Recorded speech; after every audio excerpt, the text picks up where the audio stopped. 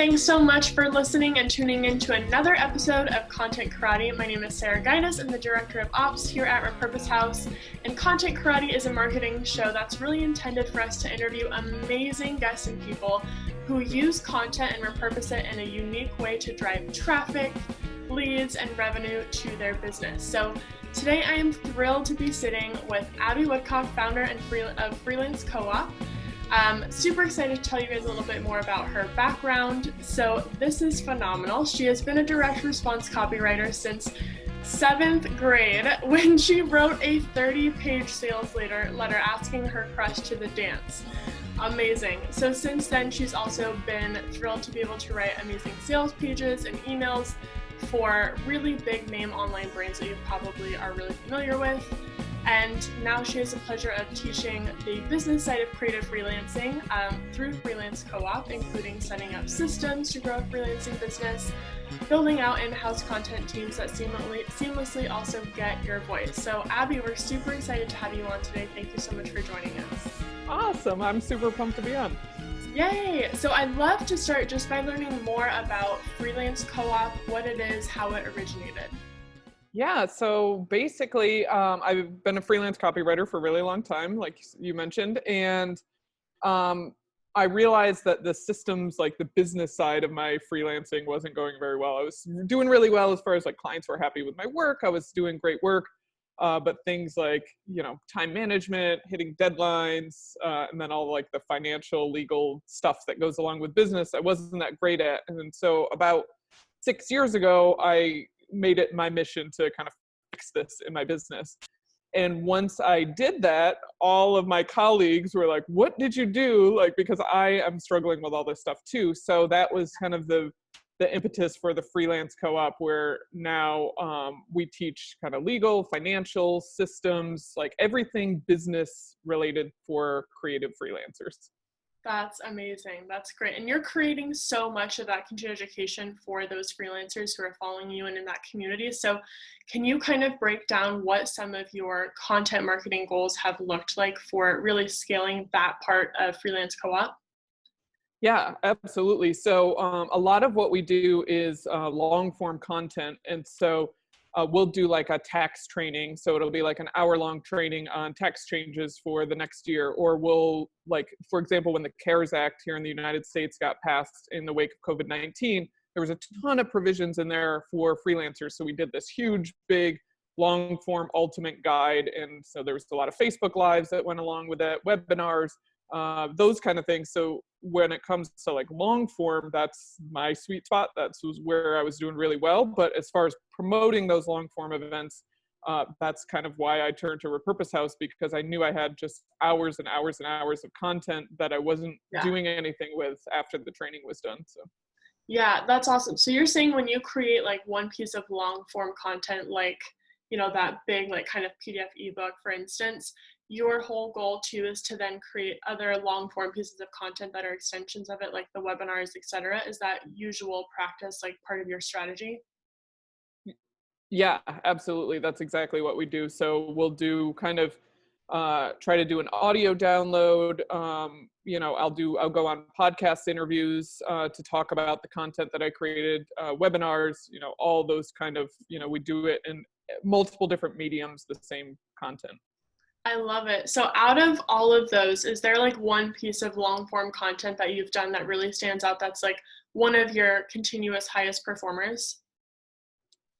Yeah, so we did a webinar on finding clients. And so that was a huge, especially finding clients in uncertain times. We've named it a couple different things, but that piece of content has been, just something that people request all the time to see from us. So we turn that into an audio, we have, a guide, and then now we have a program for that as well. Nice. Yeah, I see that being one of the biggest pain points for freelancers for scaling and getting started. Absolutely. How are you guys like promoting that to make sure it's always getting in front of new freelancers who are looking for those clients? Yeah, so we have a PDF guide that we use kind of as a lead magnet on closing clients. And so that ends up, we run Facebook ads and then a lot of organic traffic to that as well. I promote it when I do podcast interviews, and that gets people onto our email list. And then we rerun the webinar, or we share videos, clips from the webinar to promote the longer form webinar. And also, like I'm talking about, I have 2 Facebook groups that I promoted on, and then obviously like all the socials, Instagram, and it's a lot. So, but we're always kind of trying to drive people to those long form pieces. That's awesome. So you're hitting it from all avenues, organic, paid, all of that, PR, everything. That's awesome. Yep, How many exactly. people, just out of curiosity, are on your like marketing team internally helping to handle all of that? So I do most of the marketing. I also have kind of an executive assistant that does marketing. She does a lot of the like writing the posts for me and creating some of the graphics. She's amazing with the graphics. So there's 2, I guess, would say that are full-time working on marketing, and then my partner Casey, he works on marketing sometimes as well as far as the operation side of it. So Nice. 3-ish people, I would say. Nice. Yeah, I know processes are totally your jam, so I bet all of that is super systemized and really clean, which is great. Yeah, so we've been recording, videos on how to do each of those step by step on like when a webinar and then what happens next. So Nice. That's awesome. That's awesome. So obviously that covers a lot of, how you guys are promoting it, the PR, etc. I want to dive into some of the social aspect stuff because I know you're really active on that, not just in the groups like you mentioned, but can you kind of share what that looks like, your social strategy right now, and what performs really well for you guys? Like, if there are certain platforms that perform best for you guys that you focus on, or strategies that you really share by specifically for social? yeah, so the biggest performer for us as far as organic social, obviously, like we have a paid ad strategy, which is separate from that, but we have a private group, which is a free group on Facebook for copywriters specifically, and we're going to be setting up private groups for other types of freelancers as well. But that has been because we get a ton of engagement, and I'm in there all the time having conversations with people, posting our content. That has been probably our biggest performer as far as like driving traffic and sales to our email list. And yeah, we're also on Instagram, Twitter. I have a lot of the thing that happens on Instagram for me is getting connections. And so a lot of times, like, my stuff will get shared and people will reach out wanting to partner or like love my content and want to talk about things. That hasn't been really a sales channel for me, but it's been really great as far as like connection. Nice. So any tips on really helping to scale and keep that Facebook group active? Because I know that can be a huge pain point for so many people, as creating the Facebook group is good, and then funneling some of your existing lists into it is good, but then making sure that the group really stays active and they're constantly engaged can sometimes be a pain point. Do you have any like strategies on that specifically? Yeah, so the big thing there is I ask a lot of questions, and I ask questions regarding pain points. So especially if it's connected to a piece of content. So I'll say, hey, I've been talking to a lot of our students inside XYZ program. One of the biggest things that they've found when they're trying to find clients is they hate cold emailing. Is that a problem for you guys as well? And then, that'll start the discussion, and then people will post about it. And then that also, what it does is it makes people really comfortable to post questions and problems that they're having. And so people in the group will post like, hey, I'm sending this email out. Do you guys think it's good? And so that obviously, kind of snowballs engagement. That's awesome. How many people would you say are in that group right now? That group right now, I believe there's about 700 in there. Nice. And That's so, awesome. yes. And the thing is too, is that we, it could be a lot bigger, but I wanted to curate that group to be like a very specific type of freelancers that already had clients. So there's nobody in there that's like, I'm thinking of becoming a freelancer. And so we do that with questions just to make sure that the conversation stays really high quality. So I could probably have, over 1,000 people in there if I let everybody in, but You're screaming out. That's smart. yeah, and that's because those are my target clients as well. So I wanted it just to be a group of basically target customers for me. Yeah, that's awesome. And then kind of segueing to the Instagram part that you said, the fact that you're getting so many connections from Instagram is great, because I feel like so many people rely pretty heavily like on LinkedIn for that. And Instagram maybe not so much. Can you break that down a little bit too? I think that's really awesome and interesting that you're getting so many of those like client connections, I'm assuming, from that platform. Yeah, so I get client connections and also, like I said, people that want to be involved in the program, that want to do trainings on the program. And so what I do there is I'm, finding people on Instagram. The cool thing is you can add their posts to your stories. So I'll do that and, Oh yeah. just like a little tag that says like, yes, agreed or something. And then what happens is they'll follow me or we'll get into a conversation that way. And because I have so much content on Instagram, like if you think of if I had posted something of yours on my story, you're going to click and say, who is this person? And Right. click and then see all my content. And so then it kind of, I have that kind of engagement. And so that's been really great and really fun for me because it's just basically like reposting stuff that I think is cool. So Yeah, and directly building that network for yourself. That's great. yeah. So on like all the social platforms, like how often are you posting like micro content to drive people back to those original sources, to your Facebook group, to your website, etc.? I try to post on Instagram every day, just because I know the Instagram algorithm, one of the things that they look at is frequency of posts of when they show it on the news feed. Yeah. So Instagram I'm on probably the most as far as quantity of posts. Facebook is probably 2 to 3 times a week, and then in the group is probably the same 2 to 3 times a week in the group, and then I'm in there almost daily, like responding and just communicating there. Twitter I use just basically as like my personal like playground, so that I'm a little less strategic about because I just for me Twitter is like kind of a writing exercise because it's so short, and so Yeah. I just like to play around with posts on there, and so I do share my content on there, but I'm a little less like as far as having a real strategy on Twitter. Yeah, Twitter's kind of at Repurpose House, the bane of our existence. It's like, you have to do it. It's that necessary evil of all of the platforms. Yeah, so can you break down to like what type of content are you posting on these platforms? Like how are you constantly creating the engaging content? Obviously, Abbey is an amazing Repurpose House client, so it's been awesome working with her, but she's very strategic in how she has her content repurposed, how she has assets created to then be posted on her social channels too.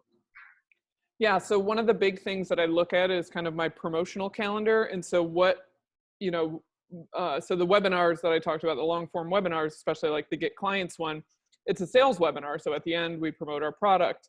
And so I look at when is that showing up on the calendar, and during the week leading up to that, I'll post content that's related to it or content from the last webinar that I did so people get an idea of what they're getting. And so that's where I'm really strategic about, okay, if I'm talking about getting clients this week, or if I'm talking about something else, then I'm going to find, the assets that I have, because again, I have so much, not only video content, but I write a lot on Medium because I love writing. So I write really long posts on Medium.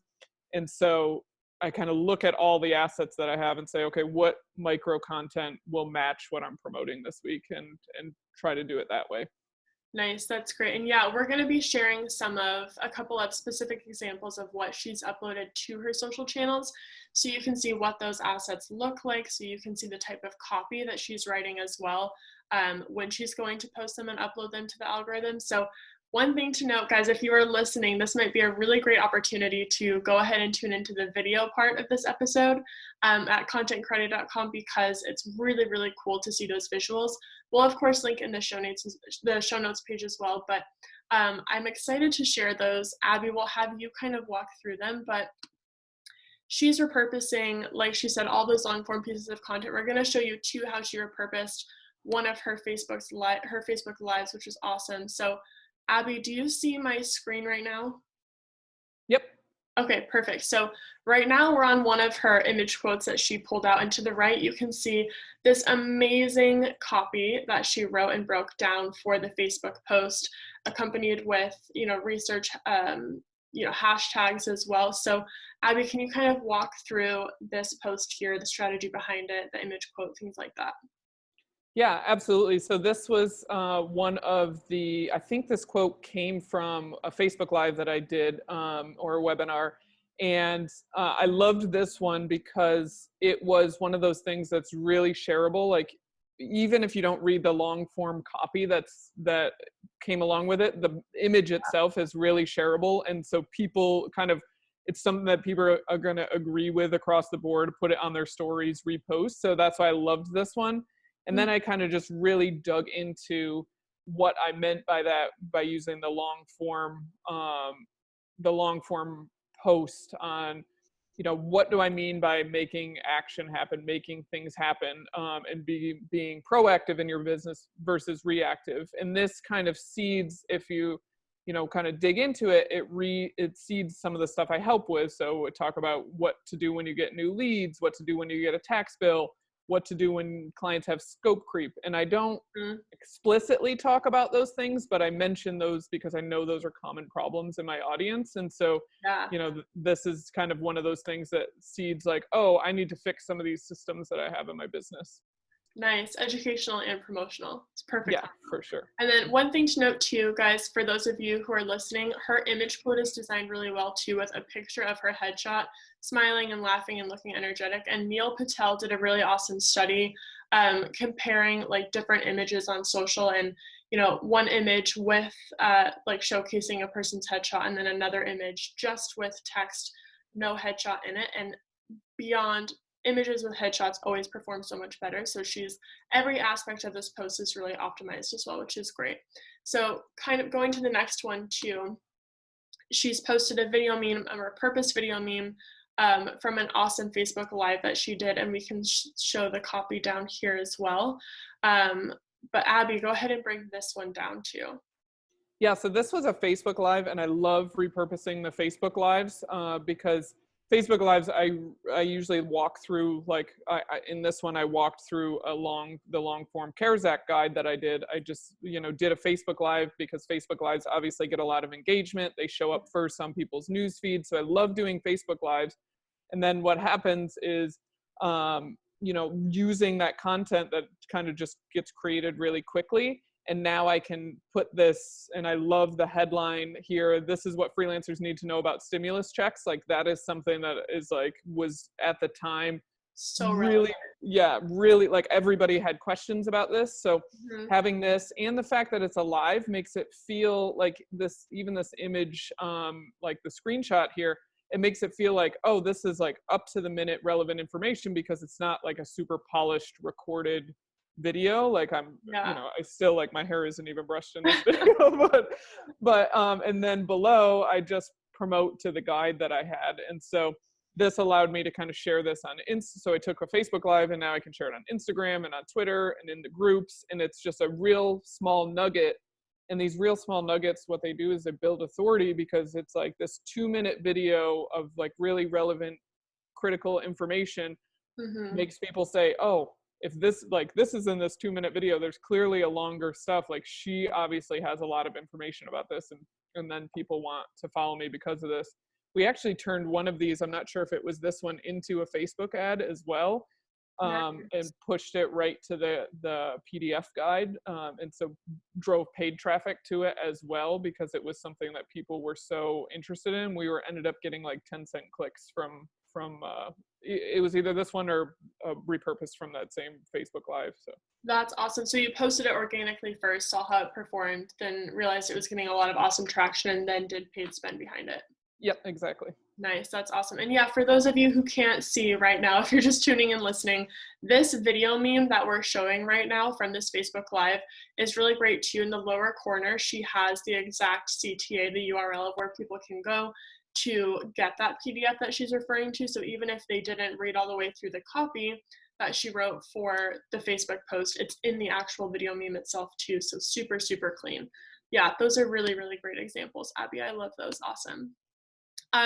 So one thing I'd love to dive into next is learning about, you know, you scaled this so well, and you're creating so much content so well. You're a systems and process person, which is great, but I'd love to know, like, what was one of your biggest hurdles in developing the content marketing system that you have now, and how did you overcome that?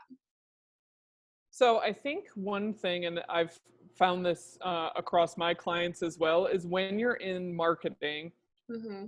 Marketing for yourself is the hardest thing. Yeah, like I've marketed for like dozens and dozens of clients, but when it sat down to do my own stuff, it's like, so that was probably my biggest hurdle and I'm a super perfectionist too. So my standards for my client work are really high and my standards for myself are like even higher. And so, so that was really hard for me. And actually like, it's funny because having somebody else chopping up the videos and pulling what they found was most valuable has been so amazing for me, because it like takes that perfection away from it of like, let me find the perfect timestamp, because you're not only looking at content when you're looking at your own stuff, you're like, I want to make sure that my face looks good. I want to make sure like the angles are good. I want to make sure, and all this like kind of head trash that happens. And I think that was probably the biggest hurdle. It still continues to be the biggest hurdle for marketing for me, is just getting the stuff out there and using, like, I have so many assets and being able to use them without kind of worrying about, are they the perfect ones, is probably the biggest challenge. Yay, I love hearing that. That's so great. Yeah, so what she's talking about is just being able to create the content, send it off, and know that it's going to get repurposed by someone else. It's going to be the right clips. It's going to be optimized. That's what we're able to help her with, and that's been amazing to see you funneling the content through, and then you just being able to handle it and post it on social and make sure that distribution is taken care of, which is absolutely great. Okay, so where would you want, for all of our listeners, all of our viewers turning in, one place that they can go to see all of the various content that you're creating in real time? Where would you want them to land? So if you want to be as like up to the minute with my content, Instagram, like I said, I'm on there. Like if every week, if it's posted somewhere, it's going to be on Instagram. So that's like where my content's going to be the most, because I really prioritize posting stuff on there. So I'm just Instagram at Abbey Woodcock. And then as well, I'm on Facebook. Like I said, if you just want to follow my personal playground stuff, I'm on Twitter. But Facebook, I post all the long form stuff and the short form stuff. Instagram, it's usually just the shorter stuff. So either one of those places. So there you go, guys. Be sure to check her out on our social platforms, Instagram for sure. Abby, is there anything else that you want to share with the audience, give insight, anything that you want to share with them? There's nothing I can think of. I'm like really enjoying this kind of content journey of posting things and seeing what stuff sticks. That's been the most interesting thing for me, is stuff that I really love isn't necessarily the stuff that gets the most engagement. So it's been really fun to kind of just see what is it that's resonating most with my audience. So, and the more content that I have, the more of those tests that I can do. So it's been really great. That's so cool. And I loved like how you really explained to everyone listening to like how you're just posting things organically, seeing how they perform, and then from there being able to decide what to invest that ad spend on. I think that's the perfect strategy. Yeah, it makes it so much easier instead of just guessing with ad spend and throwing ad spend at something and you're like, I have no idea how this, I know the ads that I run are going to perform because they've performed organically. So yeah, that's awesome. Well, Abby, thank you so much for coming on. I got a ton of value from this. If you guys did too, please be sure to share this with your network. Be sure to go to contentkarate.com to tune in as well, so you can really see those 2 pieces of content that we shared with her that she's putting on Facebook as well. Contentkarate.com will also show you where you can listen versus watch the show as well on your favorite platform. So thanks so much again, Abby, and we so appreciate you coming on. This has been great. Awesome. Talk soon. Love it. Thank you.